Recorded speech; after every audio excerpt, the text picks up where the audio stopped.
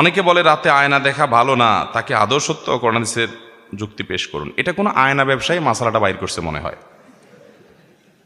ভাঙা আয়নায় মুখ দেখলে ক্ষতি হবে, যাতে করে আয়নাটা ফেলা দিয়ে আরেকটা নতুন কিনে, এরকম কোনো কুমতলবে কোনো আয়নার দোকানদার এরকম মাসালা টাসালা বাইর করছে মনে হয়। কোরআন হাদিসে এরকম কোনো কথা নাই যে ভাঙা আয়না মুখ দেখলে সমস্যা হবে অথবা রাতের বেলা আয়না দেখলে অসুবিধা হবে। আমি মাঝে মধ্যে চিন্তা করি, কিছু কিছু বানোয়াট মাসআলা আমাদের সমাজে কোত্থেকে আসলো। মনে হয় কোনো মুরব্বীরা ভালো উদ্দেশ্যে হাদিসগুলো বানাইছে। উদ্দেশ্য যদি ভালো হয় হাদিস বানানো জায়েজ হবে? মান কাযিবা আলাইয়া মুতাআম্মিদান ফালিয়াতাবাওয়া মাকআদাহু মিনান নার। নবীজি বলেছেন, আমার নামে কেউ যদি মিথ্যা কথা বলে, ইসলাম বলে নাই সে নিজে থেকে বানায় বলল, সে যেন জাহান্নামের টিকেটের রিজার্ভেশন করে নিল। এরকম ভয়ঙ্কর একটা ব্যাপার। তো আমাদের দেশে দেখা যায় যে ওরকম অনেক কথা আছে। ধরেন একটা আছে রাতে নখ কাটা ঠিক না, শুনছেন আপনারা? ভাঙা আয়না মুখ দেখা ঠিক না, ভাঙা প্লেটে খানা খাওয়া ঠিক না, রাতের বেলায় বা প্লেটের পানি বাহিরে ফেলানো ঠিক না। এসব ঠিক না ঠিক না ঠিক না যে বলছে, হাদিস কোরআনে কোথাও এইটারে নিষেধ করে না, কিন্তু এই ঠিক না আসলো কোত্থেকে?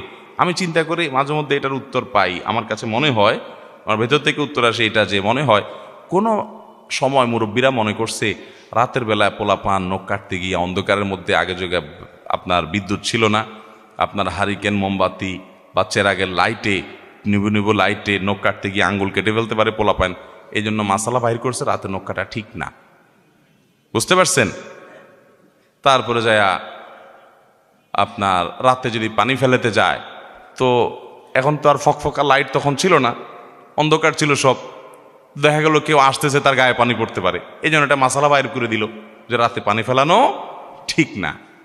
এই যত ঠিক না আছে এগুলো সব সৎ উদ্দেশ্যে হাদিসগুলো বানাইছে হয়তো কেউ বা কারা, কিন্তু এগুলো কোরআন হাদিসে এই যেগুলো বললাম এগুলো নাই। এগুলোর উপর আমাদের সাবধান থাকতো। হ্যাঁ, ভাঙা প্লেটে আপনি খাবেন না, সেটা হয়তো এই কারণে হতে পারে যে ভাঙা জায়গাতে জীবাণু থাকতে পারে, পরিষ্কার ভালো করে হবে না, এই জন্য আপনি না খাইতে পারেন, সেটা স্বাস্থ্যগত বিষয়। শরীয়তের কোনো সে এখানে নাই, নিষেধ করে নাই।